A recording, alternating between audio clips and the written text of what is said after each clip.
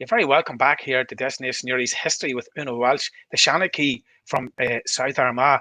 And I have to say, I have been waiting for this for a long, long time.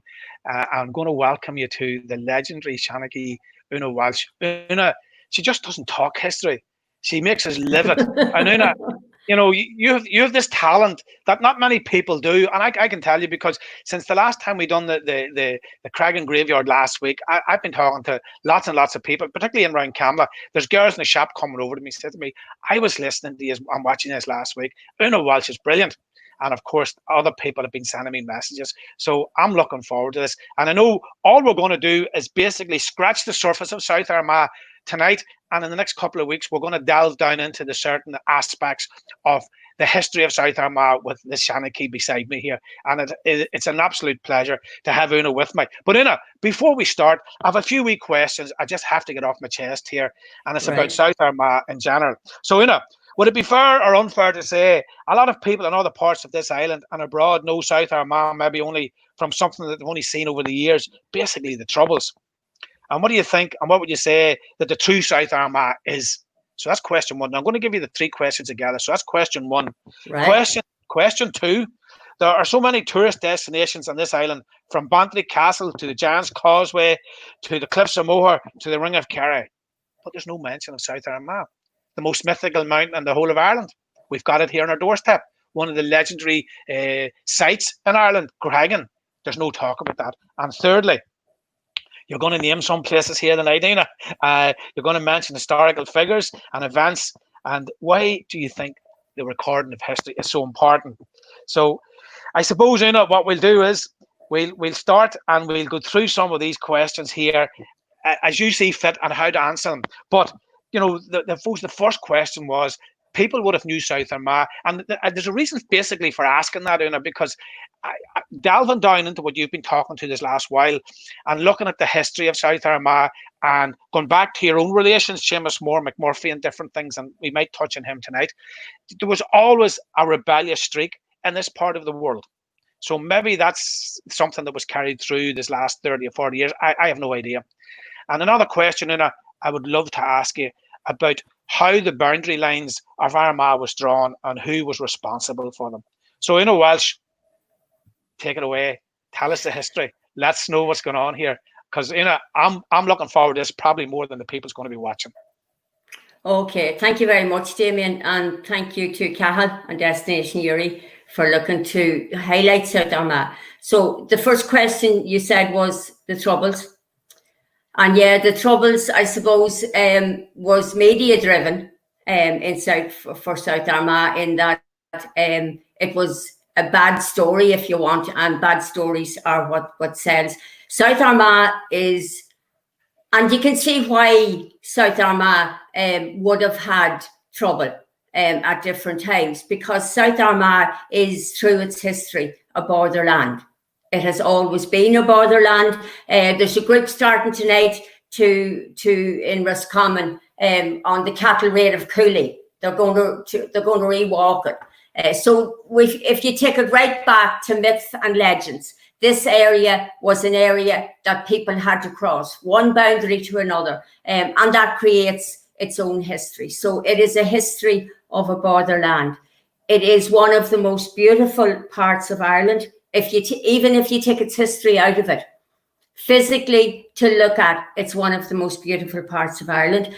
It has most of the archaeology features of County Armagh are based within South Armagh. It has the highest passage grave in Ireland. It has the footsteps and the storybook of Ireland in its history and in its land. You know, I can't think of anywhere else in a small geographic area that you could get what you can see in South Armagh.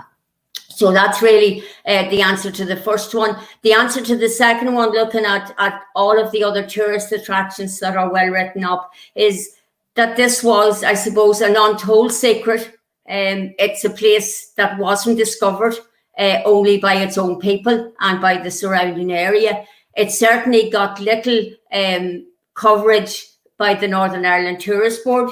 And down through the years, it's been that type of a thing of having to try and chip away at that all of the time. And I know there may be people listening here tonight that could be council officials, and I'm sure that every time they saw me coming in to the council, they said, oh Jesus, she's not in again here about South Armagh. But it always seemed to be that you were on the periphery, and unless you constantly came in and challenged and said, where does South Armagh fit in this? What are you doing for South Armagh? It seemed as if we weren't going to be mentioned unless you continually did that. And the rebellious streak, one of the people that I might talk about over the coming weeks is Anna Parnell. Anna Parnell, sister, or rather her brother, was Charles Stewart Parnell. Now, it would be no exaggeration to say Charles Stewart Parnell hung over our fireplace at home when I was a child, and that my father would have practically genuflected as he passed it. Such was the respect for Parnell. But Anna Parnell's story remained untold. But Anna Parnell said, the greatest independence of all independence is the independence of the mind. To be able to think for yourself, to look at information, make up your own mind, stand on your own judgment. And that's very much in the DNA of the people of South Armagh. They're willing to make their own judgments. They're willing to stand over them. And that's seen by those in authority, in all sorts of authority, as a lawlessness, if you like, which it isn't. The greatest thing you could teach your young people to do is to think for themselves, to not readily accept what somebody else tells them. So I think that leads to some of that thing of South Armagh people being rebellious. It's not rebellious to be able to think for yourself and stand over your judgment. So that's, I suppose, part of those three questions. Well, Una, before you go into you have a few slides and what have you, but before you go into it, you did touch on the council, and I have to say, I'm living here all my life here, and I'm very disappointed that in the new council area we didn't even merit getting our name into the new council area, Newry, Mourne and Down. So I mean, again, disrespectful to this part of the area as far as I'm concerned. But when we have people like yourself, a Shanachie, who tells a great story, and I'm just looking at some of the responses coming in here, you have a way of telling, yes, and it is brilliant to get our young people to be independent and to think for themselves. And I have no doubt, I mean, you're talking about Parnell's sister there. I mean, this is news to me. I'm absolutely loving this, Una. And I don't want to be sort of holding you up here because you have a mountain of information. We live under the foothills of the oldest mountain in Ireland, which is Camden Mountain, and the most mythical mountain, which is Gullion. And we have all that on our footsteps. And Una, I'm just going to leave it up to you here, because I'm going to leave it up to you to talk about your beloved South Armagh.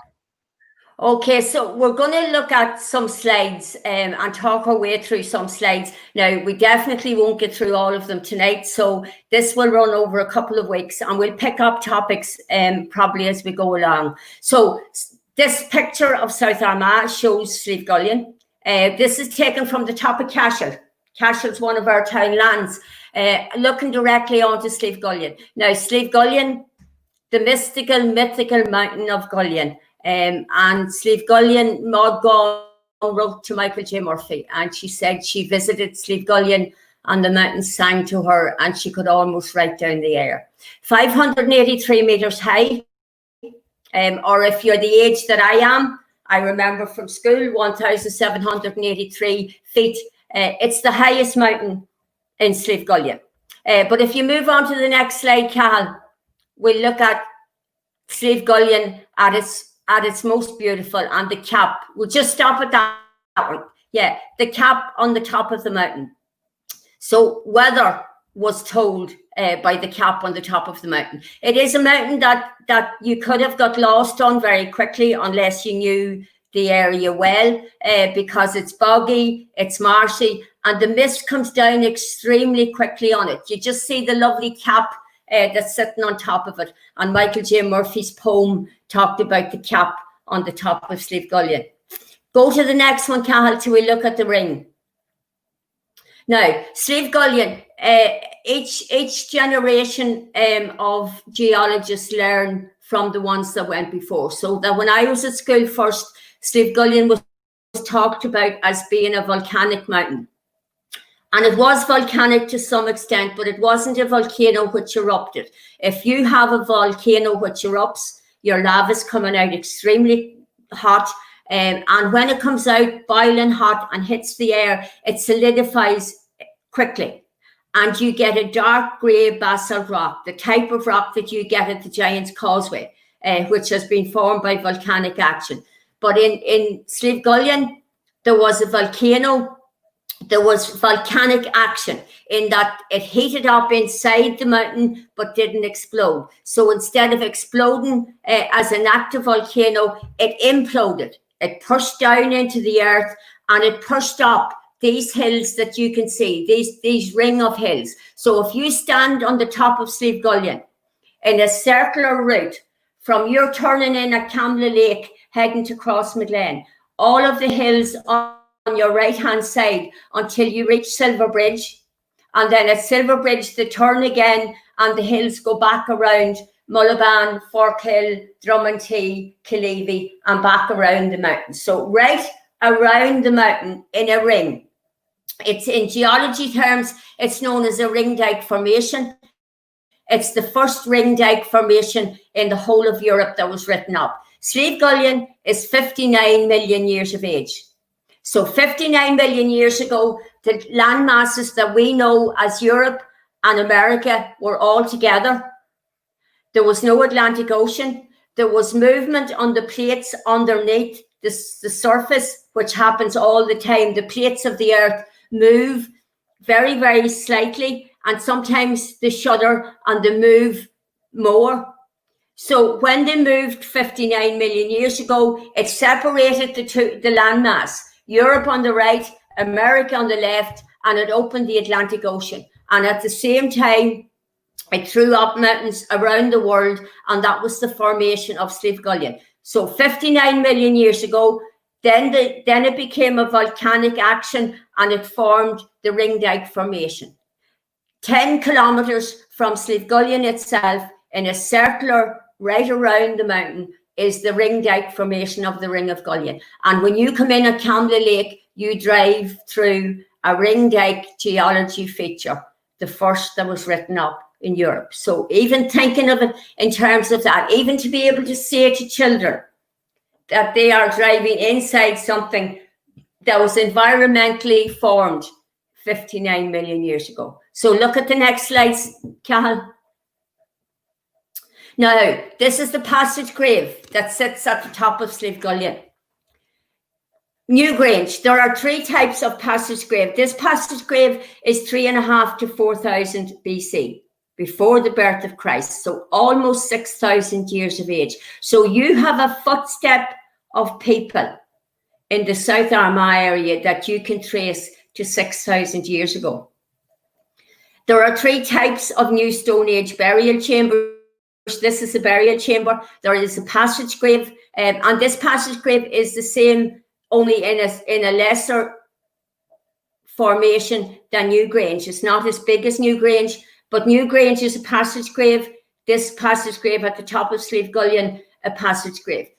They are burial chambers, not burial as we know them now. There were bodies which were cremated, and then ashes and partial pottery buried in it. These are older. This passage grave and the next slides that we will show you when I finish talking about this are older than the Egyptian pyramids. Now, if you just take a minute to think of that, because we think of ancient civilizations, we tell our children about the pyramids, and that's exactly right. We should be telling them about the pyramids. The first thing we should be telling them is what's in their own area. So we have, within South Armagh, we have new burial chambers which are older than the Egyptian pyramids. Newgrange, the passage graves are set up on the solstice. So on the rising sun of the winter solstice, the passage grave lights up at Newgrange. And exactly the same at the top of Slieve Gullion at the winter solstice, the setting sun comes in on the 2 days of the winter solstice, and it perfectly illuminates the passage inside. So if you're up Slieve Gullion, you're in the cairn at the top of Slieve Gullion. At the setting sun, you're in darkness, and at the setting sun, it comes right in. And this is it coming in and illuminating the grave at the top of Slieve Gullion. It's an absolutely wonderful place to be when that happens. The Ring of Gullion Landscape Partnership do walking tours up to it for the days of the winter solstice. Now, if you're at Newgrange on the rising sun of the winter solstice, you know, the RTE cameras are there. Most of the TDs that want to get their name stuck in the paper or on the television are there waiting to be interviewed. I have to say, at the setting sun of the winter solstice, you don't get as many people at the top of Slieve Gullion, and certainly not that many from the media or from any of the other organisations. The other thing I will say, and it's something that I would feel extremely strongly about, is this heritage was here when we came. I think it's part of our responsibility as we go through our life to look after the heritage that's here and to hand it on to the next generation. I also think it's extremely important that it's accessible to everyone. So the passage grave at the top of Slieve Gullion, all you need to do to see it is to climb the mountain. It's free. Now, I understand the concept of preservation and needing to raise money to be able to maintain something, but we'll take it my own case, for example. I have 7 children, all now grown up adults and long away from here. If I had 7 children now, young children, and I wanted to bring them to Newgrange, on the sort of money that I bring in to my house, I would have to question whether I could afford to bring them to Newgrange. Now, that's, for me, is absolutely wrong, because everybody on this island of Ireland has the same right to that cultural experience as everyone else. And it shouldn't be related by whether they have the money to pay for that experience or not. Now, there are all sorts of ways of doing that. There are ways that it's done on the continent. Italy, for example, will have days that they have a lesser charge or a free charge for locals. Some of those things need to be done. But Slieve Gullion, walk it yourself and see a passage grave completely free and in its natural state. Okay, Cathal. Now, this is the lake at the top of the mountain. If you go up as far as the cairn, then go to your left-hand side, takes you over to Slieve Gullion Lake. And this is the lake that will give you the myth and legend that goes along with it. Also the story that, and I hope Des Murphy's listening, the story that when we were at school, they would have told us that there was no bottom in this lake. And if you went in, you would come out in Camla Lake. I have to assure you, absolutely not. It's very, very shallow, but a beautiful story that goes along with it, because this is the story where you have Finn McCool. And Finn McCool was the leader of the Fianna.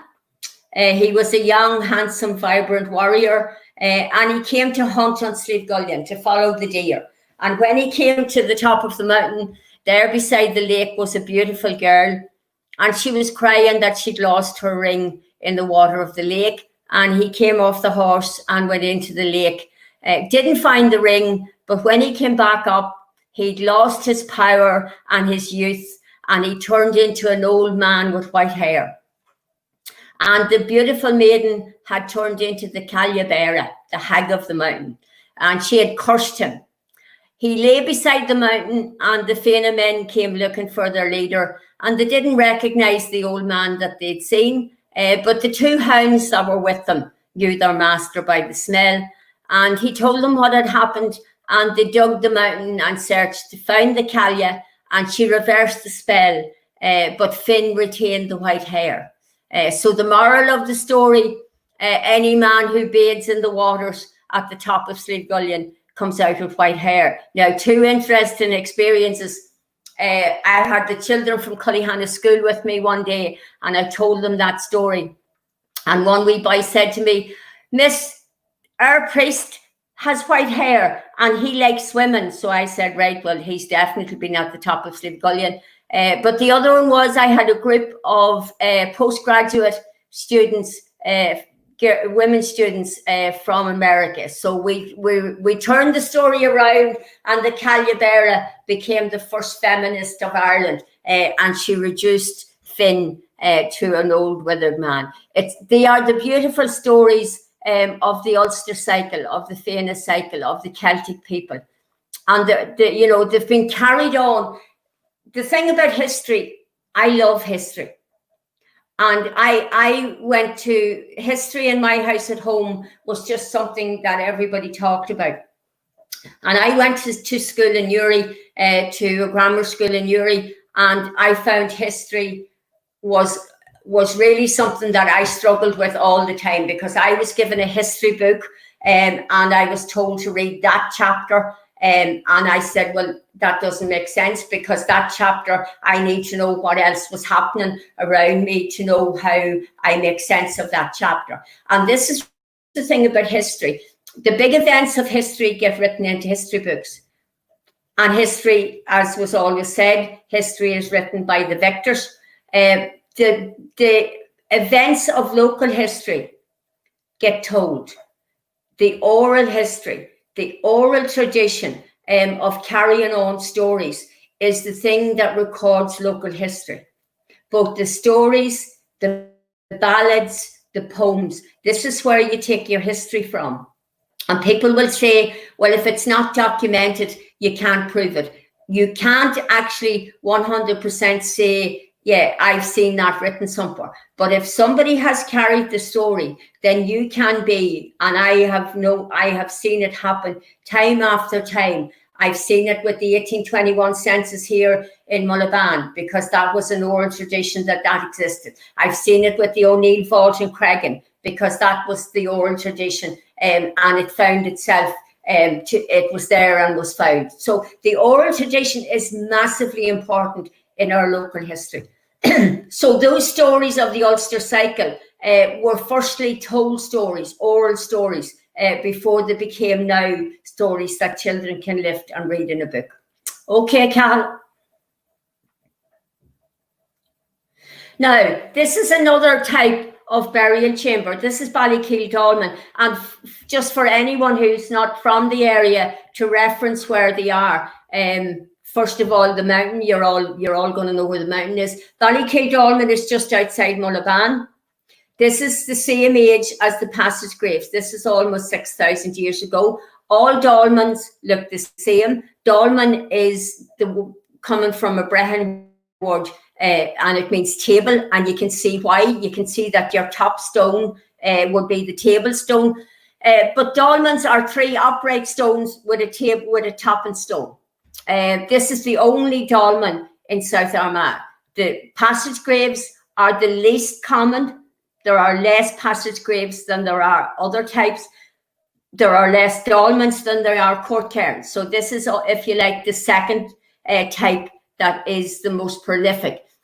The only dolmen in South Armagh, South Down, Leganani, a very big one in Leganani outside Castlewellan. There's a very big one on Ballymascanlon, in the field beside Ballymascanlon Hotel. There is a dolmen.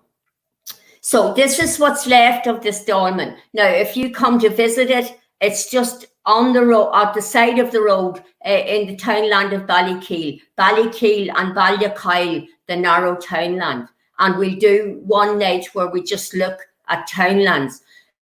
But you can come and view it directly from the road. This is what you will see. But the entire area that is fenced around, this is a scheduled monument. So this is looked after as a public monument.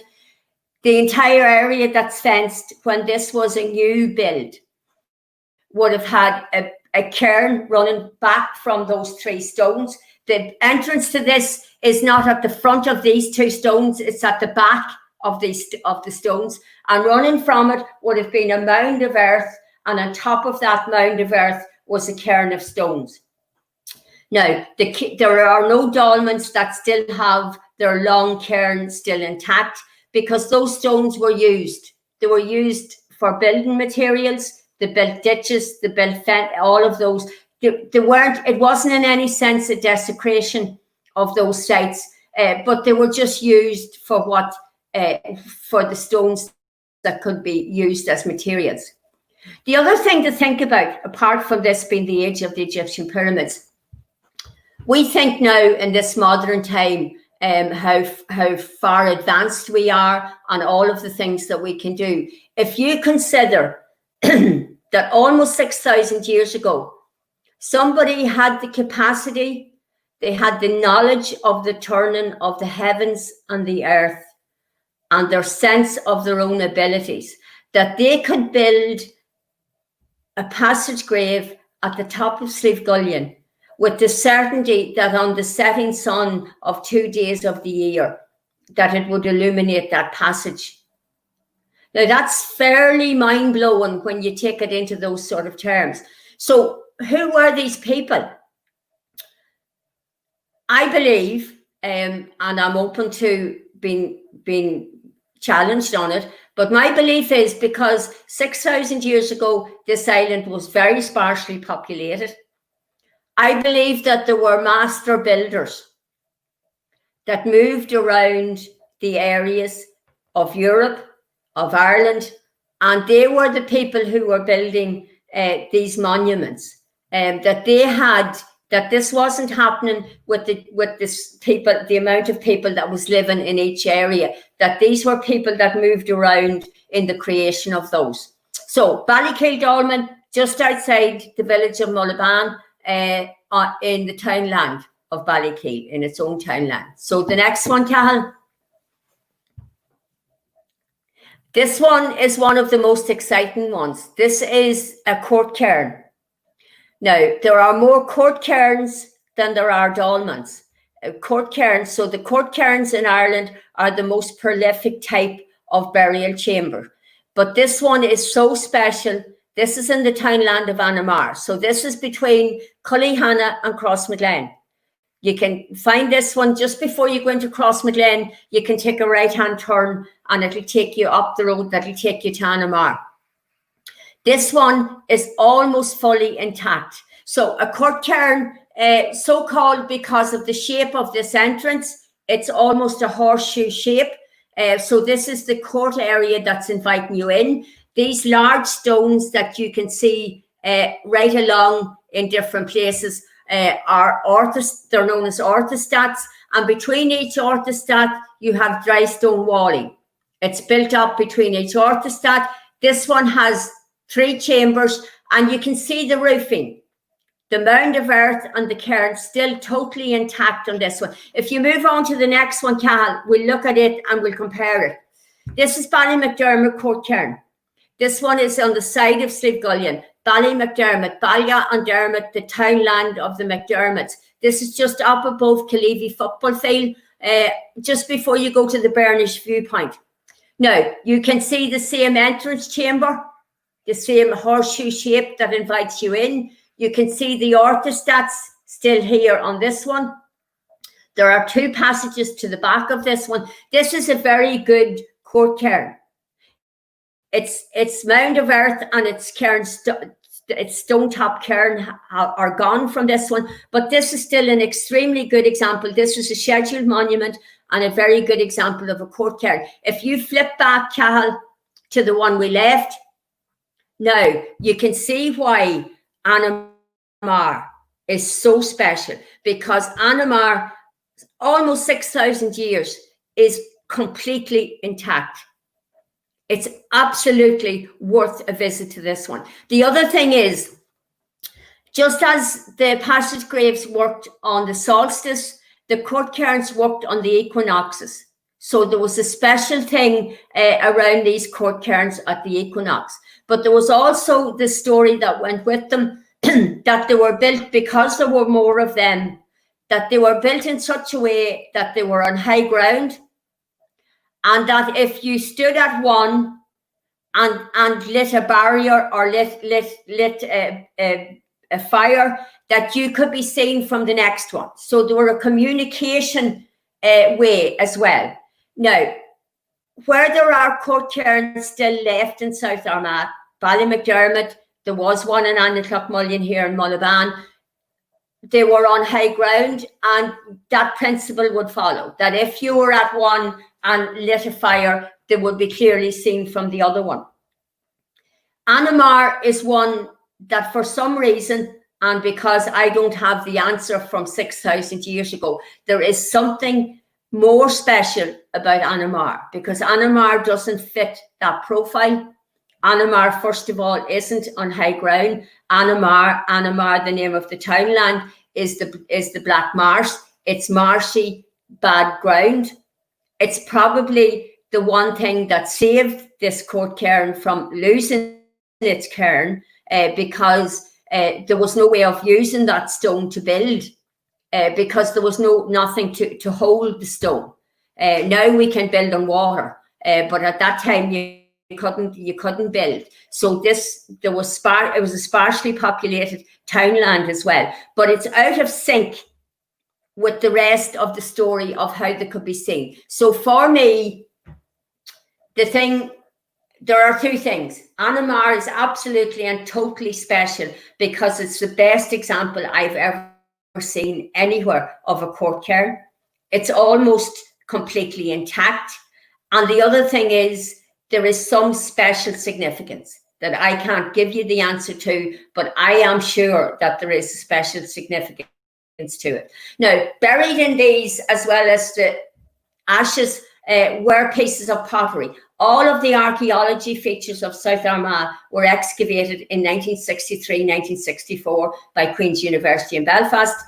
And if you go to the museum, the Ulster Museum on Botanic Avenue in Belfast, you will see pottery that was taken from Ballykeil Dolmen and listed, that was found at the excavation of those.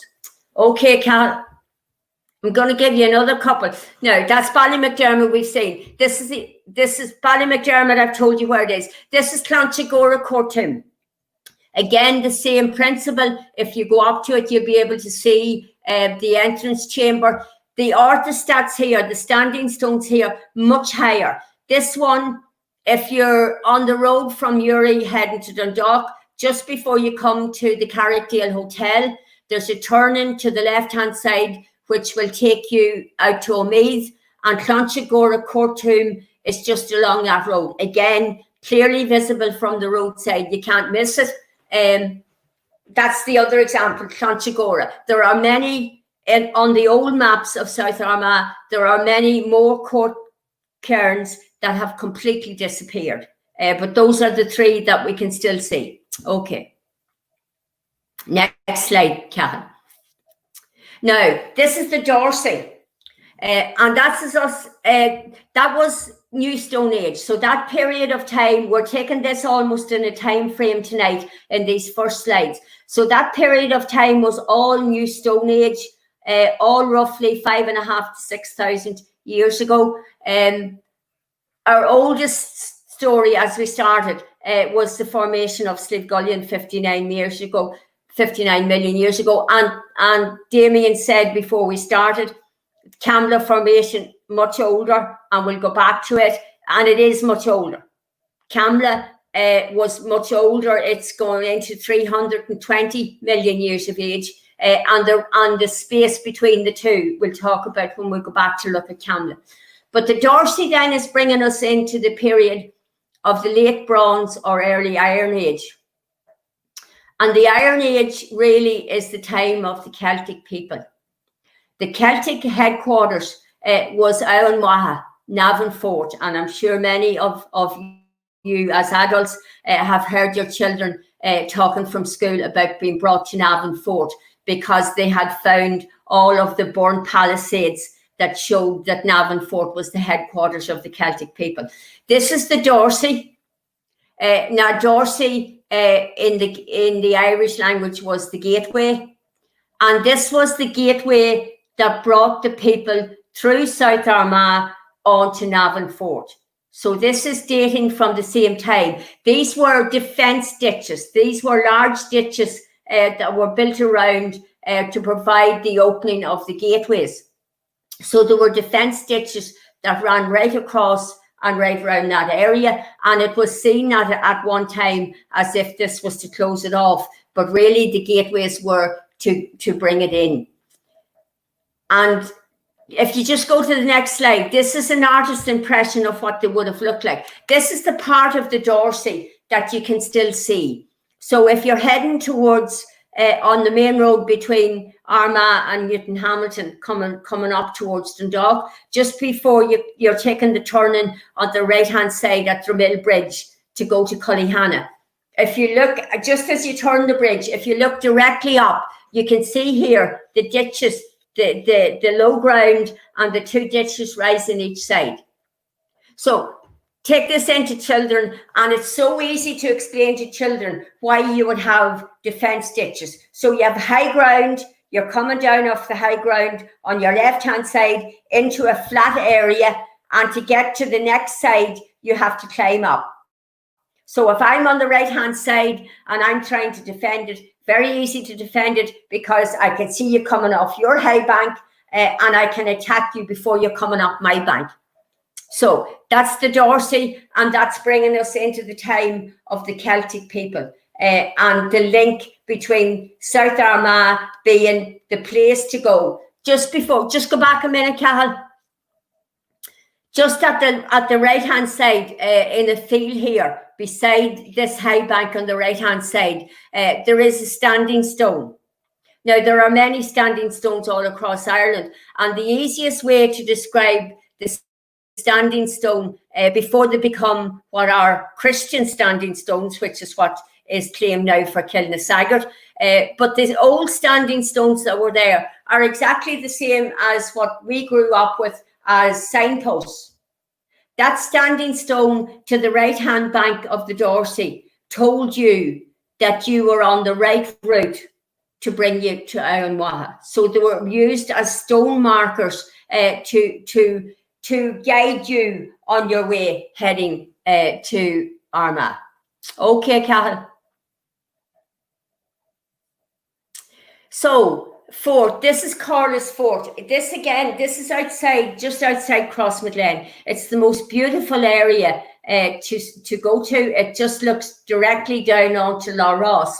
But the reason I put it in is that Fort, anywhere you see in your place names, if you see Rath or Nis as a way of starting your place names, then you know that this has been a fort area that people used to live on. So a fort was a high ground that people built a homestead on. And again, exactly the same as your defence ditches. You had it on high ground because if you were on high ground, it was easier to defend. So there were simply homesteads. There were where people lived. If you move on to the next one, Cal. Now, this is down in Corliss Fort. You see in where you're in the low ground and you're rising again on both sides. A beautiful green wooded area just overlooking Lough Ross. Okay, the next one, Cal. This is a souterrain. Now, a souterrain is a built underground passage. Souterrains were very common anywhere that you had monastic sites, anywhere you had church areas. And the reason for a souterrain was that if, we'll say an example, because we'll see Killeavy churches, maybe not tonight, but in a later week, Killeavy churches would have had a souterrain. So if the church was going to be invaded, they brought the precious chalices, anything that was valuable, they brought it down into the underground passage to maintain its safety. The souterrain, this is the only open souterrain in South Armagh, and this is over at Corliss Fort. Now, why would there have been a souterrain at the fort in Corliss? Because Corliss overlooks Lough Ross, and the rule of thumb and rule of thumbs are always made to be broken. But the general rule of thumb is that anywhere that you have a fort area which is convenient to a lake that houses a crannog, that it means that the population of people who were in that area were of a higher social class. Now, we do know that the O'Neills, the chieftains, had a house, a townhouse, as they called it, a dwelling house at La Ross. And Corliss Fort overlooks La Ross, and La Ross, the crannog there in La Ross. So these are all stories that are linked back.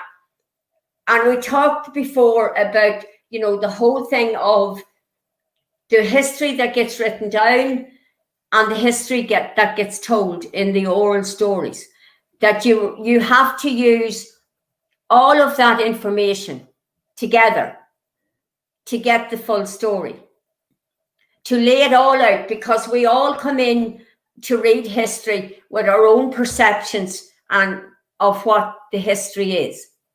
And we all have got told history from a certain perspective. But to properly read history, you need to bring in the written history, the oral history of the stories that got carried in the local area, which is the one that the local people had of how it impacted on them. And that leads you to your social history of what was it like? What was it like for the people who were there, who were living there? Now, when you go back to those New Stone Age ones, to the very early ones, we can't give a true picture of what it was for those people. So we look at general markers and things that will give us indications. But as we come into a more modern history, then we have a greater resource of things to look at. But we need to look at all of them, because there is never one story to a history. There are 2 stories and maybe 3 stories, and they all need to be told so people can make up their own mind on how they read that history. Okay, Cal. This is Lisleitrim Fort. So this is another type of fort area further into South Armagh. This is down on the outside of Cullyhanna village, heading back towards the border. If you move on, this is another fort area with low ground and rising to each side. But if you move to the next slide, Cal. Now, this is the only way that you could see, and this is not a very recent picture, this is an older picture, but it's the only way that I could show you this, because most of the fort areas have been not destroyed, but the whole agriculture and the change in field patterns have taken away what would have been the actual parameters of a lot of the fort areas. But here you can see it very clearly as an aerial picture. This is a 3-ringed fort, a triumphant fort. You can see it here on the right-hand side of your picture. You can see the 3 rings. I think, and again, I'm open to being disputed, but I think I have read that there are only now 2 3-ringed fort areas in all of Ireland. One of them is in Kerry, and the other one is here in Lisleitrim outside Cullyhanna.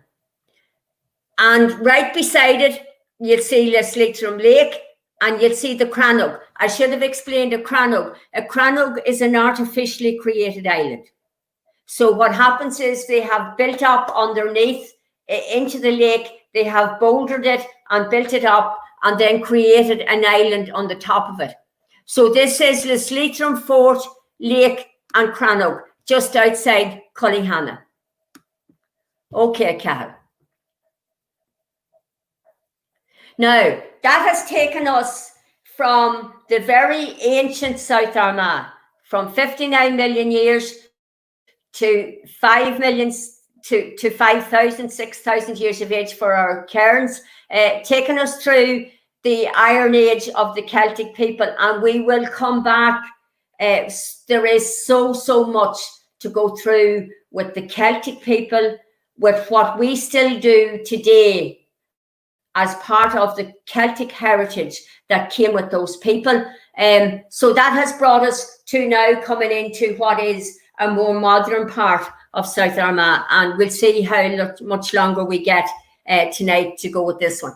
This is, I'm sure you all know, Craigmore Viaduct. This is what carries the Belfast to Dublin railway line. 18 arches, known locally as the 18 arches. It's the highest viaduct, 126 feet. It spans the Camla River, 126 feet deep or high, depending on how you term it, for the arch, which makes it the highest viaduct in Ireland. And this was opened in 1852. Now, when it opened in 1852, and this is what happens with periods of history. One period of history almost completes the circle of the period that went before it. So if this brought in railway travel, what did it in some way displace in this area to bring it in? Because it didn't displace anything in the South Armagh area, but to some extent it displaced something within the Newry area, because Newry has a magnificent history. Newry was set up firstly by the Cistercians, the big place of the Cistercians, Mellifont. But I mean, 1142 the Cistercians came to Ireland. 1144 they were in the town of Newry, and they were setting up the monastery in Newry. But Newry had the first summit level canal in the United Kingdom. It opened in 1742. It ran from Portadown to Newry. And the reason that the canal in Newry was opened was because they had found a seam of coal at Lough Neagh. Now, coal in the 1700s was gold. It was money. The Parliament, the Irish Parliament, the British Parliament sitting in Dublin were importing their coal from England. They looked at ways of being able to do something with this seam of coal at Lough Neagh, and to do that and to exploit that, they opened the canal from Portadown to Newry. They brought the coal up the canal, and they then brought it as far as Dublin. Now, this bridge was designed by Sir John McNeill. Sir John McNeill was from the Ballymascanlon area of County Louth, and the McNeills were Scots Presbyterians, and they had been brought in to that part of County Louth by Henry Morris. Henry Morris was Earl of Drogheda, and he brought the Presbyterians in there really to be a buffer zone between the northern people, the more Celtic Gaelic people that were in the north, and the more Anglo-Irish that were in that southern area coming up along that east coast. So really, I suppose that was principally the area, the reason to bring them in. Henry Morris was Earl of Drogheda. He was a town planner. He planned most of the streets of Dublin. It's why you have Earl Street, Drogheda Street, all of those, Henry Street, named after himself. But going back to why this displaced, so the canal was opened, a lovely piece of sculpture just along the canal at the bottom of Canal Street. And sometimes you look at sculpture and you don't want to say anything until the person beside you says something, because you're thinking to yourself, what is it? You know, and well, if I say anything now, will I just make a fool of myself? But I love the one that's at the canal in Newry, because it's a working man with a pick and a shovel over his shoulder. And he is the man who opened the canal. They were known as navigators, the men who dug the canal, and that word just became shortened to navvy. And anywhere there was a working man, an Irish working man, he became known as a navvy. But then when you had the beginning of railway travel, you could move goods and materials quicker by train than you could by a lock canal. The canal was dependent on water, and it was slower. So to some extent, the canal and the whole water maritime story, which is such a big story for the town of Newry. This movement by railway was something then that was starting to take away some of the trade for it. This is the only industrialized in any way part of South Armagh. South Armagh is a relatively unchanged area right through its years. It is an agricultural area with no industry. It has always been an agricultural area. Now, probably not doing agriculture now in the way that it was when I was growing up, when every house was a small farm, not farming into that way, but there is still no industry within the area of South Armagh.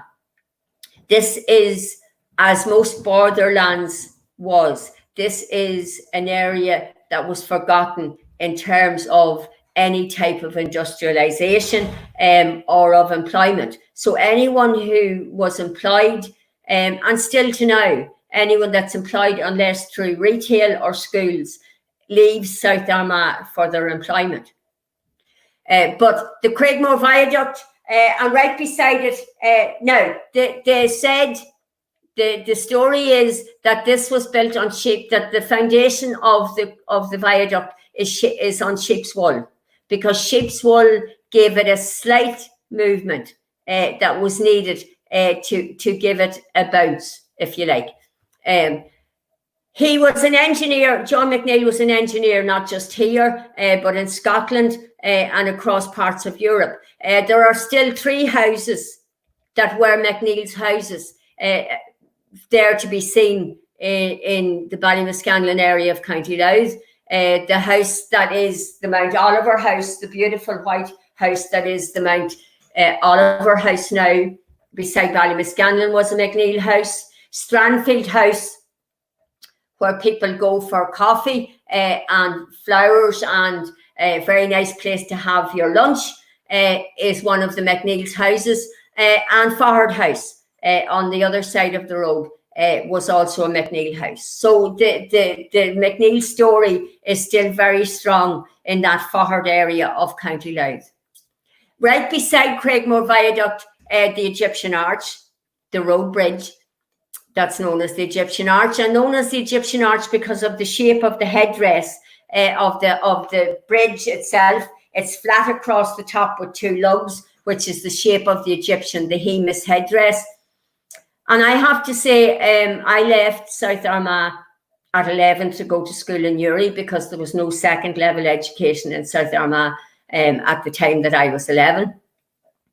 And there certainly was a feeling for me as I came back under the Egyptian Arch in the evenings coming home. But while I'm Fulcher Riv Guji and Armagh, you're welcome back to South Armagh.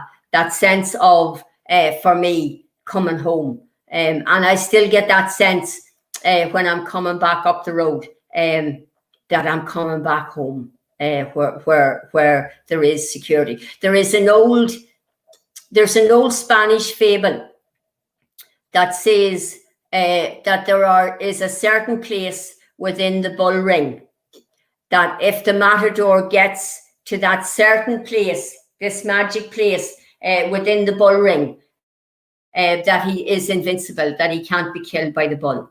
There's a road that comes from Newton Hamilton right through heading to Camla, and you can turn off that road to a right-hand turning that signposts you to Fork Hill, and you come through the townland of Carramonnan. Cara in Irish is quarter, and Mannan is the god of the sea. At the top of Carramonnan Hill, on a clear day, you can see the Irish Sea. You know why the townland is called Carramonnan. But as you're coming across the top of Carramonnan Hill and you see the back of some of the wee pebble hills of the Ring of Gullion, then I feel like the Spanish matador. I'm invincible and nothing can touch me when I get through there. Okay, can we move on, Cal? Now, this is Derrymore House. And this one is really important. Again, this is on the road between Camla and Newry. Just as you're past St. Paul's, past High Street turn, you can turn into Derrymore House. This is a National Trust property.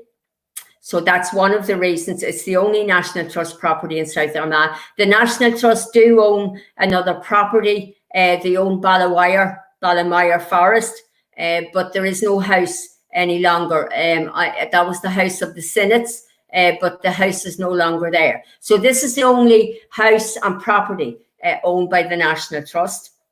It's the only house of its architectural type in South Armagh. It's a late 1700 manor house, and there weren't many, let me tell you, 17th century manor houses in South Armagh. It's one of the few remaining thatched properties, and I sat about 4 years ago, there was a thatcher there, and he rethatched part of the back of this house, and I arrived in and said to him, can I watch you? And he was a bit dubious of me at the start, and he said, why would you want to watch me? And I said, because I haven't seen anyone thatch for a very long time. So I watched him thatched. He thatched with reeds, and some of the reeds that are used for thatching now are being imported from Turkey. The general thing that was thatched with was straw, which was grown 1 year and cut and dried and used to thatch the next year, but that's not what happens now. So those three things make it important, but the next thing that makes it so important is this was the house of Isaac Corrie. Isaac Corrie was MP for this Newry area, and he was Chancellor of the Exchequer in the old Dublin Parliament, in the old Irish Parliament. He was the man who straddled two pieces of history, because as Chancellor of the Exchequer, he was the last Chancellor of the Exchequer in the old Irish Parliament, and he was the man who was responsible for the drawing up of the Act of Union. The Act of Union came into being on the 1st of January 1801. It closed the Parliament in Dublin, what was known as the Old Irish Parliament, and subsequently all MPs who were elected didn't go to Dublin but went to the Mother Parliament at Westminster, which is exactly what still happens today for those of us who are living here in the northern part of Ireland. So he was the man who straddled that major piece of history. As Chancellor of the Exchequer, he had an extremely important role. And he was one of the people who drew up the draft acts of union. Now, the local tradition tells us that the draft act of union, the two draft acts of union which were drawn up, were signed in the Treaty House of Derrymore House in July of 1800 and August of 1800, before the total act came into being on the 1st of January 1801, which ceded Ireland into the Act of Union. The National Trust will not put that on their documentation for Derrymore House, and it's a house that even within the National Trust is practically forgotten. But they won't put it on their history because there is no documentation to prove it. But the oral tradition is enough to prove it. And the other part that in my mind will prove it is that those men at that time didn't have the plethora of civil servants and as special advisors that are now available to MPs. They would have been the people themselves who were responsible for drawing up some of this legislation. The fact that Isaac Corrie was living here within Derrymore House would be enough for me to say that I would be happy to put that story out, that those draft acts of treaty were signed there. So when you visit this house at the times that the National Trust have it open, those are the two rooms that you visit, the rooms that were known as the Treaty House. I visited this house first in my first year at Our Lady's School as part of our history class, and the table that was then in it was known as the Treaty Table. The table was taken out of this house during the last Troubles. There had been a bomb here and some of the fire had started here. The table was taken And the table from Derrymore House is now in the Argery, which is a National Trust property that had belonged to the McGill Bonds. The Argery is in the Mye. So if anybody visits the Argery and they're being taken around, please ask about the table from Derrymore House. The other piece of history about Isaac Corrie, the Corries were a family that had come originally from Rock Corrie in County Monaghan and down into this area. Now, some of the Corries, cousins of Isaac Corrie, were merchants in the town of Newry. Those big houses that run down from Bagnall's Castle were some of the houses that some of the Corries were in. It's why you have Corrie Square and the Corrie Monument on the Belfast Road. But Isaac Corrie was firstly a supporter of the demands by the Irish Parliament, the Dublin Parliament, for greater independence. And that was as part of the legislature, he had supported that. That was something that would have made him very popular in Newry, because that greater independence would have helped for the port and the development of the waterways. He changed, as was very common with a lot of legislators, he changed his belief, most probably, I would say, due to money. And he became a massive supporter of the Act of Union. Now, as first of all, a supporter of the Irish Parliament, the volunteers would have marched here. The volunteers were set up as part of that whole thing to look for greater independence and to defend Ireland. And they actually marched here on the lawns of Derrymore House. But then he decided that he was going to support the Act of Union, which didn't make him very popular within the town. And it's why the road that we now call the Chancellor's Road, and has always been called the Chancellor's Road, even when people still use all of the townland names, was created, because Isaac Corrie created that roadway, which allowed him to leave the estate. As he came out of the estate, he turned left, and as he went down the road, he turned right, and he took the road, the Chancellor's Road, which allowed him to come out the top end of Newry and travel on to Dublin without going through Newry and getting into any annoyance with the natives, who weren't very happy with him supporting the Act of Union. He was also the man who brought in the window tax to Ireland. The window tax had already been in England. So the window tax, basically, it was what it says on the tin. The tax due for the light. The number of windows in your house and the light that could come into your house, you were taxed on that. So Isaac Corrie, again, wasn't that awfully popular because of the window tax. Okay, what have we next, Can? This is Bessbrook, and Bessbrook is such a unique story because this is the only industrial story that we have for South Armagh. But apart from that, it's the only village of its type.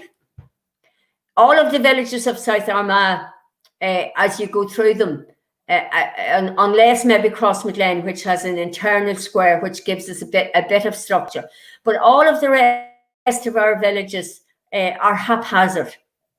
They just grew up. They just appeared on each side of a roadway and grew back from that, or they grew around a particular thing. But there was no planning or structure in any of them except Bessbrook. So Bessbrook's story is the story of flax. It's the story of linen. It's the story of the Quakers and the Grub Richardsons. And it's a totally different story to any that we can pick up anywhere else. The two town areas of South Armagh currently, there are only two designated town areas, and you're designated a town on your population size. So we have the town of Crossmaglen and the town of Newton-Hamilton, and any other built up area or any other group of village are just known as villages. You now have a city in Newry, but that's granted by Queen Elizabeth. So it was a town until that new grant came to create it as a city.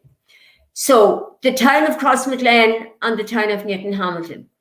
In 1888, which is roughly around the time of the building of a lot of these houses in Bessbrook, in 1888, the population of Crossmaglen was 872, and the population of Newton Hamilton was 898, and the population of Bessbrook village was 3,500. Because of the mill, because of employment. Now, I'm going to give you two sides of the story.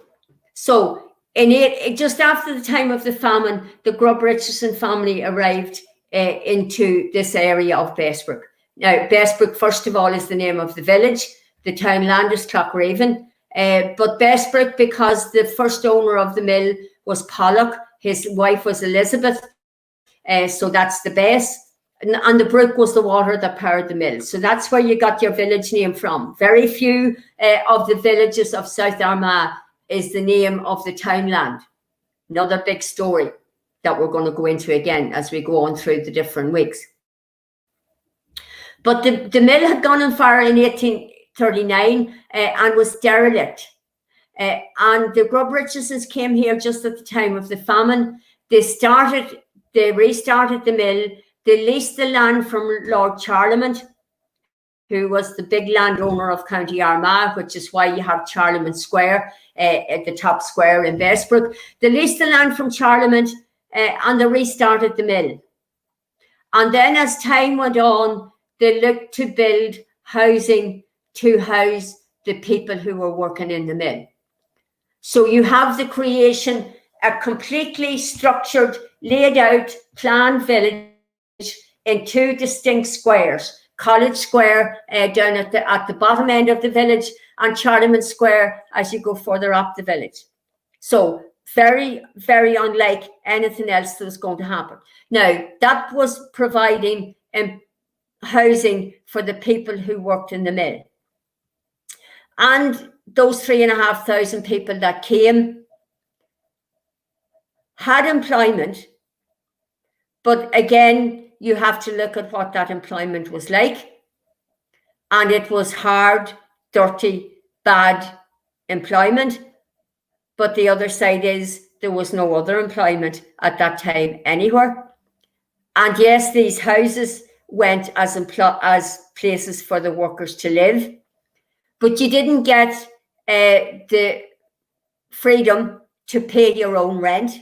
Your rent was automatically deducted from your wages, but you had a better class of house than you would have had anywhere else in the South Armagh of the 1880s. So all of those things need to go in to the telling of the story.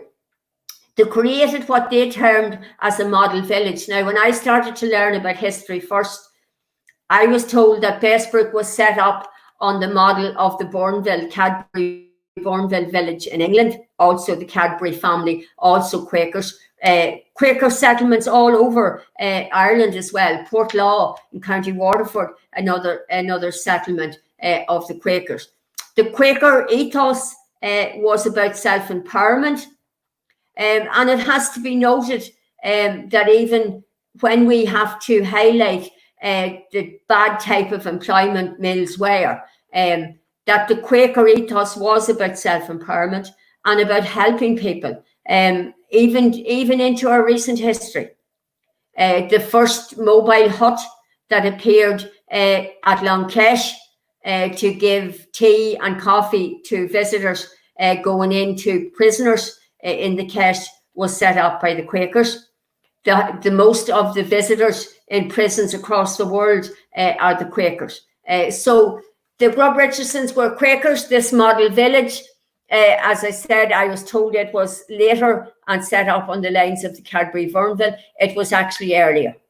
This one in Bessbrook was set up earlier than the one in England.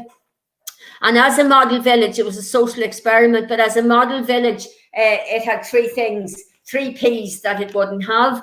They were, as Quakers, they were temperate. They didn't believe in alcohol consumption, so it would have no public houses. It wouldn't have, because they were providing employment, there wouldn't be poverty, so it wouldn't need a pawn shop, which was an absolute way of life in most big settlements anywhere in Ireland at that time. And in their view, if there was no poverty and no alcohol, there was less likelihood of crime. So it wouldn't have a police station. So as you will all know, within the confines of Bessbrook, there is still no public house, which raises the question about the number of the ones in Camla, because when you have a dry village, then you'll get one that's not dry in a close proximity. But it still has no public house within the confines of Bessbrook village. It has no pawn shop, because pawn shops are not the way of life that they were. And as of September 2018, it no longer has a police station. It has relocated to Newton-Hamilton. So in the year of 2020, Bessbrook village is the model village again, set up by the Grub Richardsons just after the time of the famine. Now, what was made in Bessbrook Mill, the Irish linen graced the royal houses right across Europe. Queen Victoria wore Irish linen in her wedding dress, and Carrickmacross lace. And Carrickmacross lace was a cottage industry, not set up by the nuns of Carrickmacross, but a cottage industry set up by the women within South Armagh. The first lace school in Ireland was in the townland of Glasdromanaghy outside Cullaville. So Carrickmacross lace and Irish linen graced the royal houses across Europe, and the women and the men who worked at both of those industries couldn't afford to keep a piece of either for themselves. So this is the way of life that it was for them. My mother worked in Bessbrook Mill in the 1940s. She rode a bicycle from the townland of Dorsey, which is about 12 miles away, every morning. She still has elderly cousins living there in High Street in Bessbrook, and every time I go, they remind me that on a wet evening they kept her and they didn't let her home to Dorsey riding the bicycle in the rain. So there were 12 of them in that house. So where they put the orphan from Dorsey on a wet night, I don't know. But look at taking all of the history out of Bessbrook. Bessbrook is a beautiful village to look at. And this is the thing about history and about the environment and about all of the things that we look at and talk about in South Armagh. There are so many ways that you can look at them. You know, you can look at them historically, you can look at them environmentally, you can look at them in terms of their architecture, because really Bessbrook has retained more of its architecture than the town of Newry. This is now a protected village, Bessbrook. So if you buy one of these houses, you can't change the fronts of these houses. It's a testament to the people that before that happened, that this village wasn't destroyed. All of the buildings in Bessbrook have been reused. There's a beautiful old building to the left-hand side of College Square. It's the old Protestant primary school, closed in the 1940s. It's now used by health and social care. But that building is exactly as it was. It wasn't knocked down. It wasn't redeveloped. It looks the same now as when it was built.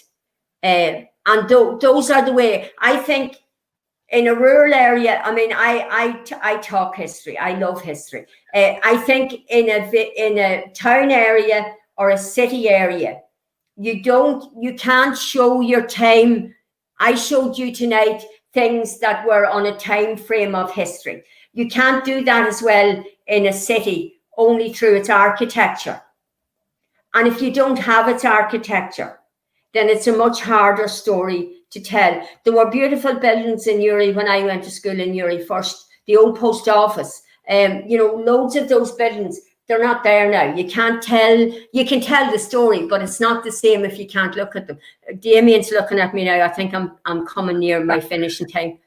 Una, I could sit here all night and listen to you, and from the response that we're getting from the people, and I'm sure as this goes out and plays later on, this is absolutely phenomenal stuff here. I mean, I agree with you. When I'm coming out of Newry and when I come onto the Egyptian Arch, I feel as a weight you're has been coming off me.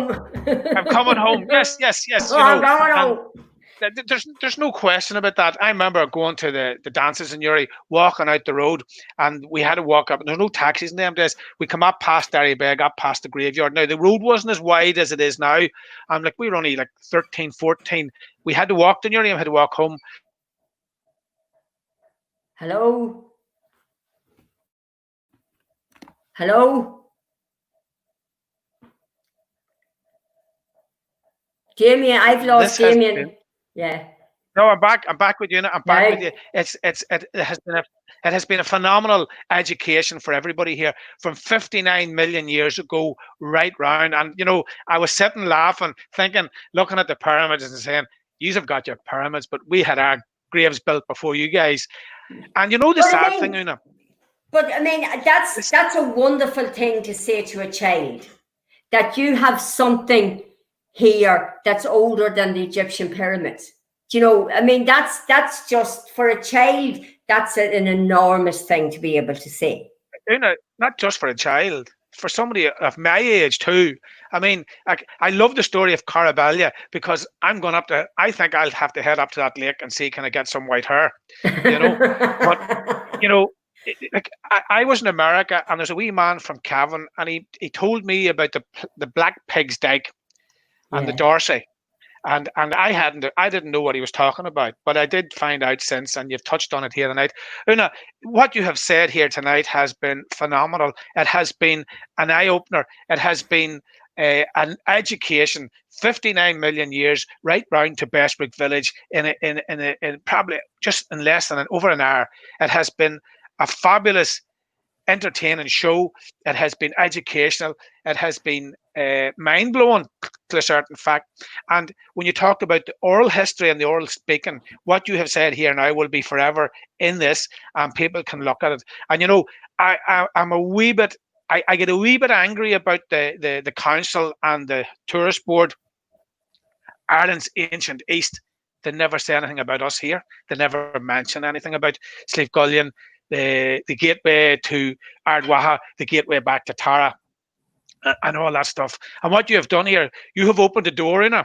You have opened the door in DestinationNewry here tonight, and that door has opened the door of history. And I'm looking forward to what you're going to be saying next week.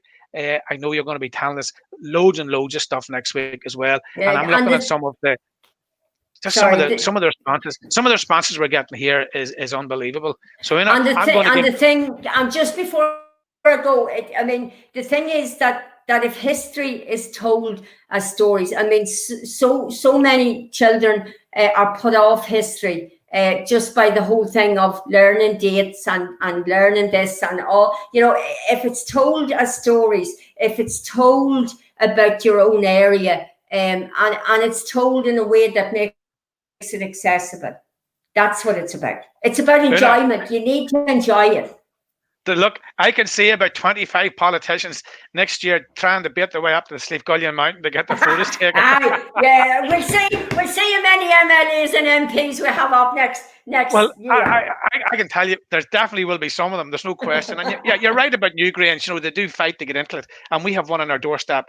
But after tonight, you have opened that door, you have climbed that step, and you have got that. I suppose you've opened the lane to the past in South Armagh, which has been phenomenal, which has been an absolute joy to listen to. I nearly had a tear in my eye when you were talking about coming out onto the Egyptian Arch and the way you described it. I just laughed. My mother worked in the mill. Her sister worked in the mill as well. And yes, the mill was employment, but it was hard work and it wasn't nice. But you brought us from 59 million years ago right back to now in Bessbrook. And I think, Una, that's a wonderful place to stop. And all I can say is, so next week, Una Walsh from Mulla Band, what are you going to cover next week? Okay, so next week we've come as far as Bessbrook, so we're going to make our way on into the middle part of South Armagh and right round and back towards the mountain again. So we'll look at the rest of the slides maybe next week if we can get through them all, and we'll look at widening out some more stories that are part of the oral stories, and maybe looking at some of the literature. We'll hardly get time for all of that next week, but we'll make our way in through it next week. Before you go, Una, all this was happening in South Armagh. For next week, or even now, was the same thing happening in Down to a certain extent in around the Mourns, or what was going on there? Oh yeah. I mean the Mourns. South Armagh doesn't have exclusive rights to this history. This history, we have maybe a different dynamic because I started saying we were a borderland, and a borderland creates a dynamic of a history which is slightly different. But I mean, the other parts of these stories are everywhere. Every child. I mean, I really do feel I do a fair bit of work with our own local primary school here. I feel very strongly about children knowing about their own area. So there, all of the schools. I mean, I go to Ballyholand. I've been down in Ballyholand many times with the older group there in Ballyholand, and they, again, going through all of their townlands. The townlands, we'll have to do one night that exclusively townlands. The townlands are the key to joining up all of these histories. Well, Una, I think we'll have to stop there because what you have done, you've opened a door, and there's a chap on here from America, and he says, I'm looking forward to future talks. Thank you very much. So from South Armagh to America and back again, Una Walsh from Mullaban, it has been an absolute pleasure. Look forward to this next week. Una Walsh, okay, good night. So much. Thank you. Bye-bye.